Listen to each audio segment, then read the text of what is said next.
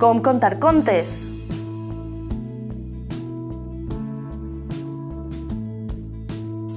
Per a crear un clima màgic a l'hora de narrar contes, cal considerar alguns aspectes importants. Primer i principal és que t'agrade la història que vas a contar. És molt important transmetre la emoció que tu has sentit al conèixer aquesta història. L'has de contar en credibilitat, com si hagueres sigut testit del que estàs contant. Segona qüestió, que siga adequat a l'edat, per l'extensió de la història, per el vocabulari que utilitzem, per la temàtica. Després, crear un clima previ és molt important, crear un clima màgic on ens deixem envoltar de paraules i cadascú pot utilitzar uns recursos diferents en funció de les seues habilitats. És important també utilitzar fórmules d'inici i de final dels contes. Una fórmula d'inici com "hi havia una vegada, fa moltíssims anys", és com una clau que obri la porta al món de la fantasia. I també és convenient utilitzar fórmules d'acabament dels contes. I foren feliços i menjaren pastissos o menjaren anissos o inclús xorissos, si voleu. Després també és molt important la veu, el volum que utilitzem.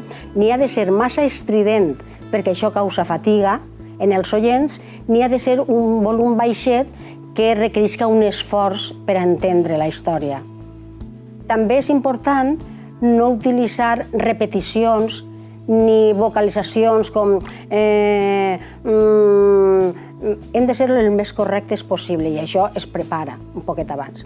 Podem utilitzar diferents tipus de veu per a diferents tipus de personatge que apareguen a la història, però no és imprescindible, perquè la veu diferent la podem suplir per un gest. Si estem parlant d'un ogre, l'ogre té més volum, o si estem parlant d'un personatge xicotet, ens encollim una miqueta.